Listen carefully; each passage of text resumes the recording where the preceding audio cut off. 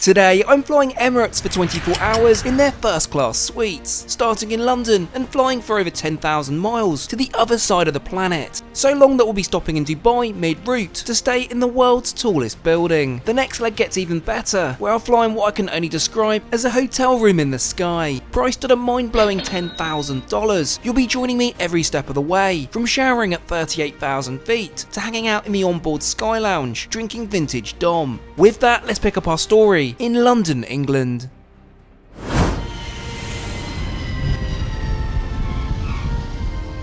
Well, hello there and welcome back to the channel, where we're going to start our journey all the way over. Hang on a second, who do we have here? Good morning. Hello there. You fancy catching a flight? Let's do it. Let's do it. When I say flight, the next 24 hours will see us take 2 luxury flights across the world. But to begin, let's check in at the Emirates First Class counter. Formalities are dealt with promptly, and within moments we're issued our boarding passes and directed over to security. Emirates provide fast track for both business and first class passengers here at Heathrow.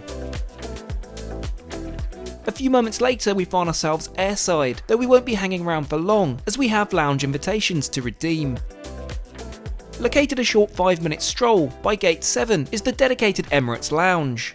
It's always nice to have an airline-operated outpost lounge, but it's unsurprising given EK's 6 daily flights to LHR. What makes this space even more special is we won't be coming back into the main terminal, as Emirates boards directly from the lounge.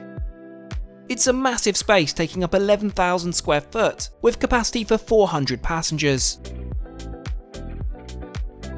As we help ourselves to the first caffeine hit of the day, what other facilities are on offer? The main draw is the huge restaurant, with ample seating, and a help yourself buffet, set out now for breakfast. By far my favourite feature are the fantastic apron views, where we're treated to the first glimpse of today's aircraft. This 10-year-old Airbus A380, which has only recently been completely refurbished. Anyway, it's time to go get on board.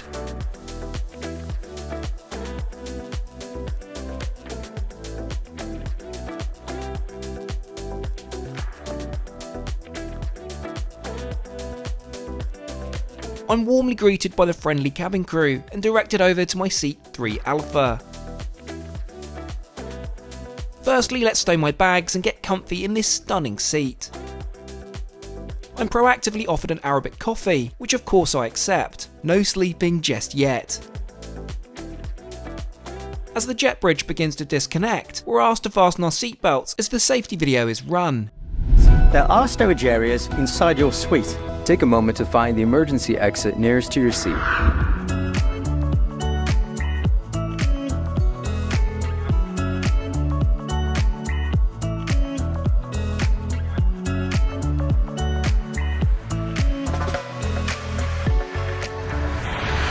As we begin our ascent to 38,000 feet, where exactly are we going? Our first of 2 flights today will take us some 3,000 miles over the next 7 hours to Dubai in the United Arab Emirates.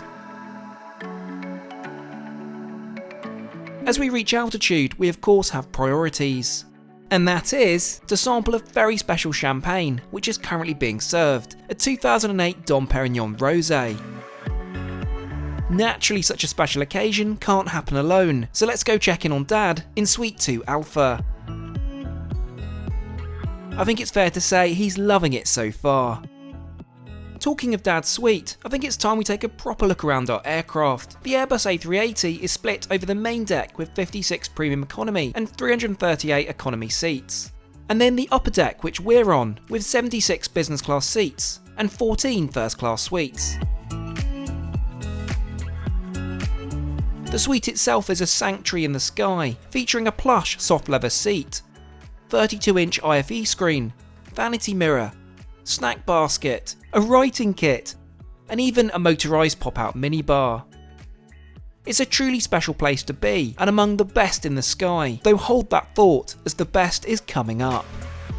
Shall we take a look at the in-flight food offering then? Breakfast is on offer, but I'm thinking of something a little more appropriate to our new time zone, and thankfully there's plenty to satisfy this request. Everything is dine on demand too, so no need to stick around to a set meal time. I'm served an amuse-bouche of gorgonzola with a fig and walnut jam. Meanwhile, over in Dad's suite, he appears to be having a wine tasting session. Given the strength of the wine list, I'm not surprised. There's about $800 of wine currently at his suite.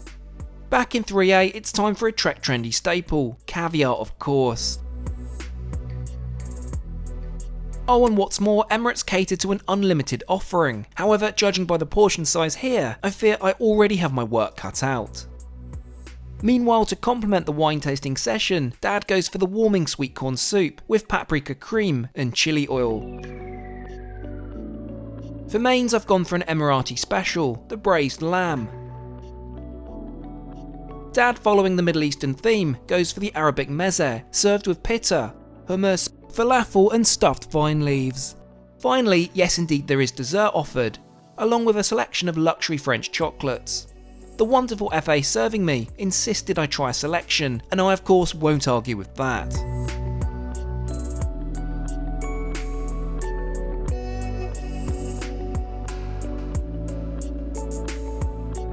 We'll close off proceedings with a freshly brewed cappuccino from the galley's espresso machine.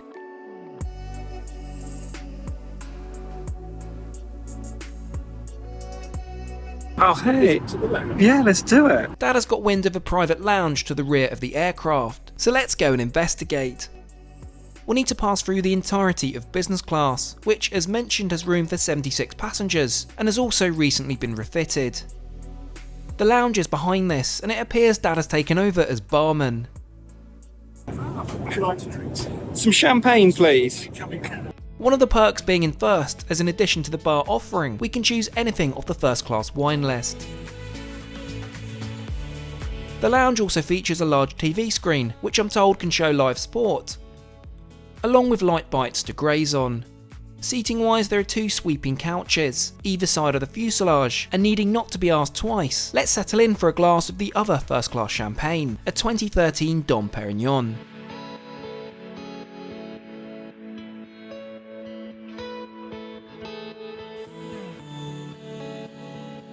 A couple of glasses of champagne later, and I'm back at my suite. Reason being, I have a shower spa appointment.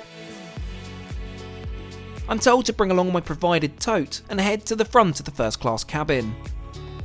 Here you'll find two showers available for use throughout the flight.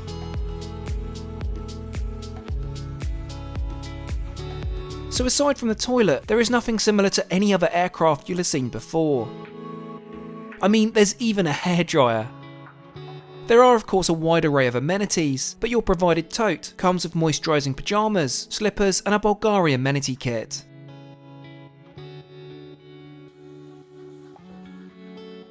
The shower itself is good for about 5 minutes, which is more than enough at 38,000 feet.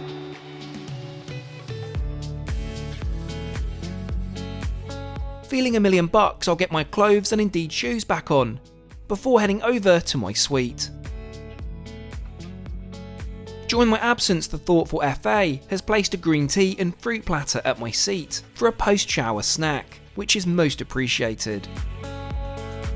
For the remainder of the flight, I think I'm going to kick back and watch a movie.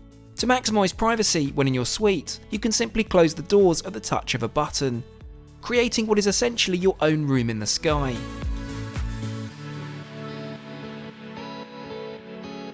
Appropriately reclined, let's take a browse of the many thousands of movies and TV shows on the IFE.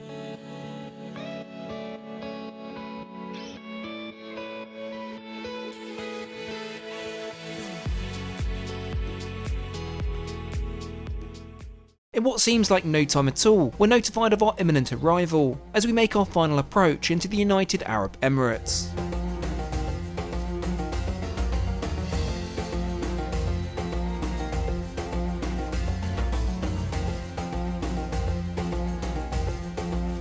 When flying Emirates First on a cash ticket, you'll get met off the aircraft by an airline representative who will escort you through to your connecting flight. In this instance, we'll actually be entering Dubai for this short layover, so we're led over to passport control.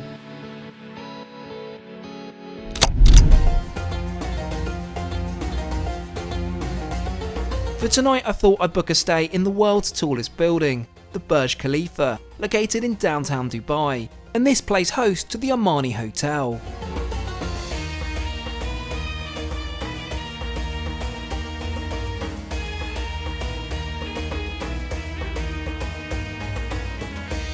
After a brief check-in procedure, we're directed over to the elevator. Now unfortunately it's quite disappointing to stay in the world's tallest building and, well, be on the 7th floor, but let's see what Armani has done to the place.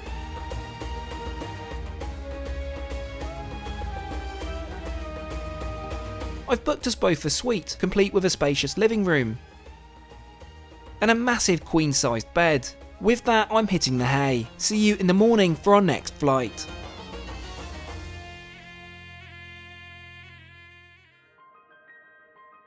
Good morning. I slept, well, as much as I could in this short layover, but it's back to the airport we go. Next up, we'll be flying Emirates' new flagship first class, otherwise known as the Gamechanger. Talking of which, I'll tell you what's also been game-changing for me. Not having to worry about my personal data being bought and sold online. And that's all down to today's video sponsor, Incogni. They search online for your private data and within minutes find where your data appears and have it removed instantly. When you do pretty much anything online, it's fair to say your data is probably out there somewhere. Data brokers collect this information and charge companies a hefty fee to get access to your data. In the US, there's a massive number of sites where people can pay to get access to your name, address, social security number, and even your financial information. Incogni puts an end to this problem, so whenever a new record pops up, they'll take care of it for me automatically. Not only giving peace of mind, but respite from junk mail and junk calls. Incogni are giving you a 60% discount when you use my promo code TrekTrendy at incogni.com/TrekTrendy.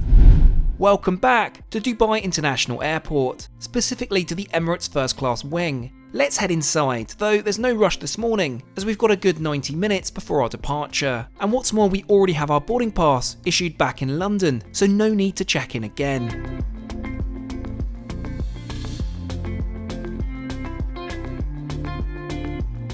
A swift baggage scan later, and we're back airside in a particularly busy terminal. Worry not, we of course have lounge access, and these are located upper level, occupying the entire upper floors of the concourse.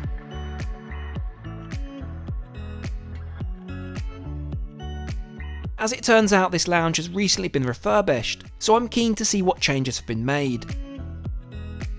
Almost immediately I spy an arcade. Naturally, Dad and I jump at the chance to be kids again. I mean, it's not every day you get a free use arcade. In terms of other facilities, there's a champagne bar, though perhaps 6 AM is a little early, and a buffet-style restaurant featuring various live food stations. It's similar to what Turkish do in their flagship lounge in Istanbul. You can also order directly from your table via the QR code. Not wanting much this early, we go for some pastries and a coffee. It's actually not long before our departure. Shall we head over to our gate? Unfortunately, unlike my previous flight through here, and indeed like London, we cannot board directly from the lounge. Instead, we'll need to hike over to B28, which is around a 15-minute stroll through the busy terminal.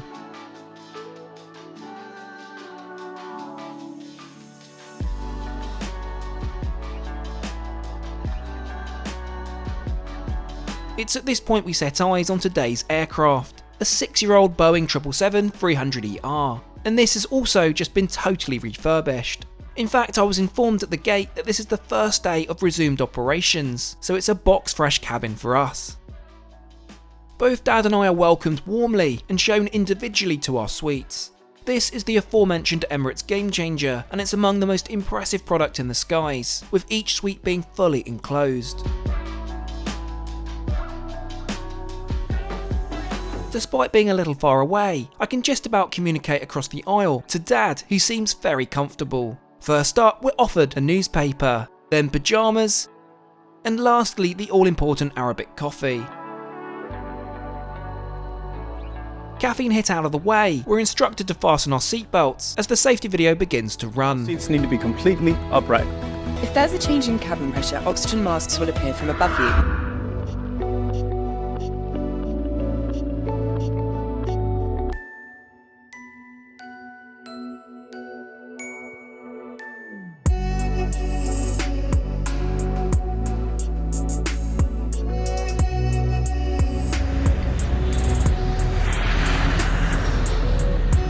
In terms of today's route, we'll be flying over the next 11 hours and 6,000 miles, all the way to Tokyo, Japan.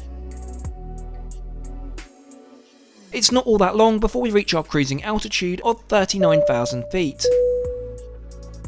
To kick things off, let's sample some more of that delicious 2013 Dom Perignon. This is served with some olives and warm nuts.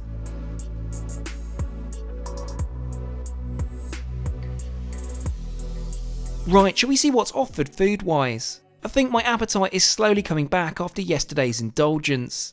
Due to the flight's length, we'll be offered 2 meals today, so first up I'll place my brekkie order. In the meantime, let's explore our aircraft. There's a total of 324 seats on board across 4 classes of service. We'll focus initially on our section, First Class, and our seats 2F and 2K. Both are near identical with one big difference, which I'll explain. They both enjoy fully adjustable soft leather armchairs, which convert to beds, a tablet, binoculars, and yes, that's individual climate control. Storage wise, you have a large ceiling height closet and waist height cupboard. You'll also enjoy a large vanity mirror, minibar, and curated literature selection. So the difference between the 2 suites is that Dad is technically in the middle, but the windows you see here are actually virtual with a live feed on what's currently outside. Pretty neat, right? In terms of the other classes, we'll start directly behind in business class and the 777's brand new business product. This is similar to what you'll find on the A380, and it's a massive improvement to the old seat, as these used to be an uncompetitive 232. Next up, Premium Economy, in a 242 configuration. Upholstered in luxurious cream leather seats, with generous legroom and a large 13-inch seatback IFE. Meanwhile, back in first class, food service is about to begin. We've both selected the Japanese option, paired with some freshly brewed green tea. I'll pop the seat into dining mode and tuck in. I'll begin with the sea bass in a sweet and sour marinade. It's both delicate and delicious. I truly love how Emirates has adopted the local cuisine served on this route, something few airlines do effectively. Breakfast over, I elect to try out my binoculars, which aside from initially being gimmicky, I've actually found to be a fab pastime, especially with the clear skies we currently have. I would however like to get a bit more comfy, given the length of this flight, so I'll grab my provided tote bag and head to the bathroom to change into my PJs. There are 2 bathrooms located at the front of the first class cabin, exclusively for our use. Of course they're not like the shower spas of the A380, but they're still spacious enough and stylishly outfitted. There's also provided perfume, though I've also been given another Bulgari amenity kit, jammed full of goodies. Anyhow, let's get changed. Much better.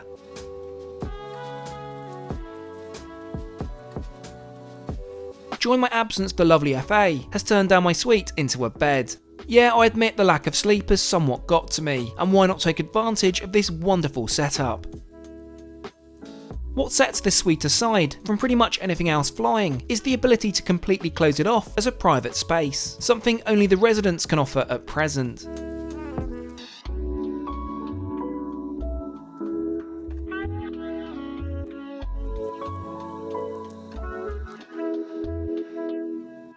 What a lovely rest that was, and perhaps the closest you can experience flying private commercially. Now I've been meaning to show Dad the party piece of this product, room service via video call. I'm aware this is quite pointless as the FA is just a few feet away, but my word, this is a cool feature. We do however actually place an order, as I guess it's lunchtime. As this is being prepared, I'll put my bed away. Bedding is actually stored in the convenient overhead locker, which I've only just found.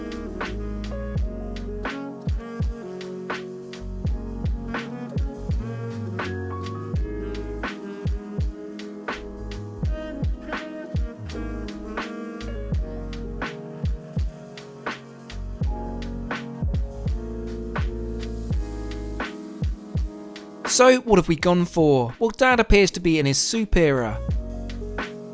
I have predictably gone for the caviar. It's hilarious to think that a few short years ago I'd never tried this, and let's be honest, it's a first class staple, when in Rome and all that. For main, I've gone for yet again another Japanese option, consisting firstly of miso glazed eggplant, pan fried tofu and pickled radish. Meanwhile, Dad has gone for the Thai crab curry. Continuing my Japanese meal tray, I'm served the grilled eel, followed by rice and miso soup. To close off lunch service, we simply must take a look at dessert. No dessert on board Emirates First Class would be complete without a generous helping of $1,400 a bottle Hennessy Paradis. My word, these are probably $200 measures. To complement this precious cognac, I've chosen the warm chocolate fondant, which goes down a storm. Believe it or not, it's not all too long before we begin our descent into Tokyo, and prior to talking about the all-important cost of this indulgent flight, let's get changed into something a little more appropriate for arrival.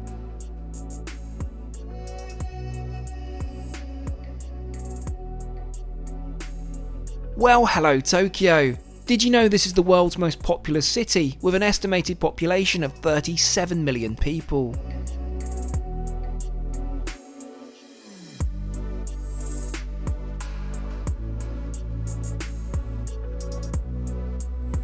Usefully, Emirates First includes chauffeur transfers, so our luxury experience is not quite over yet, as we glide over to our hotel. Anyway, the cost. In total this comes to $11,400 for the two of us. Do let me know as usual what you think to the experience down below, and I'll catch you all again next time.